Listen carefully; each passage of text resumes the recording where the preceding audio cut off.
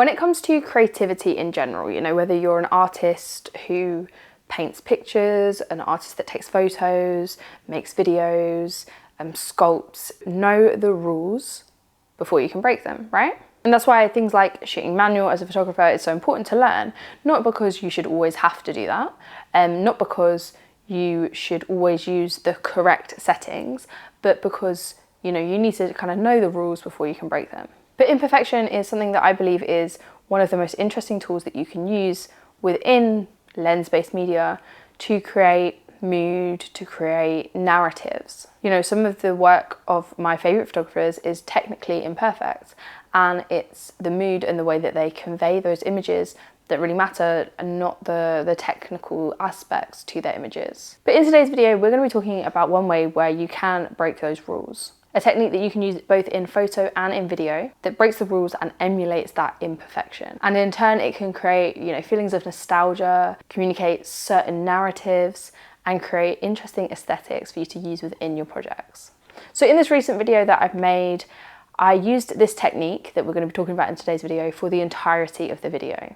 And if you're familiar with my photo work as well, then you'll be aware that I use this technique a lot within my photography too. And of course, we are talking about utilizing a slow shutter speed and motion blur. So when it comes to photo, using a slow shutter speed is going to allow more movement to be captured, and by that I mean motion blur, not kind of movement frozen. If you guys already know stuff about shooting manual and you know about shutter speed, then you'll know that when you increase or use a high shutter speed, you're going to freeze motion. When you use a slow shutter speed, that motion is going to be captured as a blur. The slower it is, the blurrier the motion is going to be. So there are different ways you can use this. Some of my favorite ways is to have the camera very still and just get the subject to move and set my shutter speed to something around 1/8. This means that you're going to get like a really blurry motion subject, but the rest of your image, like the location, for example, the environment, is going to be still and sharp. Like I said, this is one of my favorite ways to kind of show an interesting aesthetic.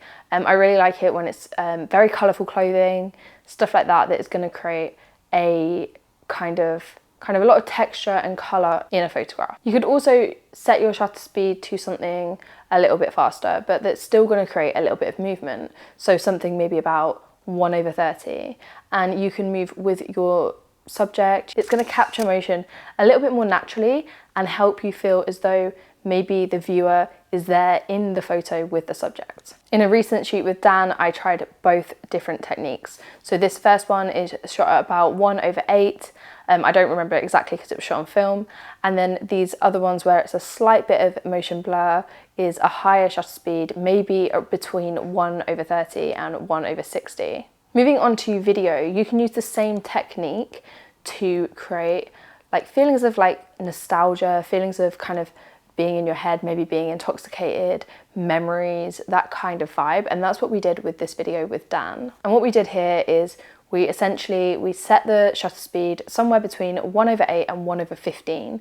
The slower, the more kind of blurry and chaotic it is. The faster, the less chaotic it is. Of course, usually the rule is that you're going to double your shutter speed to your frame rate when you're shooting in video. So for example, I think we were shooting 25 frames for this, so it should have been 1/50. So anything less is going to create that kind of motion blur effect that we got here. Of course, this video is quite an intense use of it. You probably wouldn't use it in every scene if you're making a short film or a music video or something like that, but it can be an interesting technique just to add an extra dimension or an extra layer to a narrative or a mood within a video. And it's also a way of doing that that doesn't take any extra equipment other than what you already have. But playing with motion in photo and video is definitely one of my favorite elements. I really like kind of breaking those rules. Other rules that you can break are things like focus, you know, that's a very common one where people will purposely create out of focus portraits and things like that. And I think sometimes the key to making these imperfections and breaking these rules is to really break them and not to do it just slightly, because then it does look like a mistake.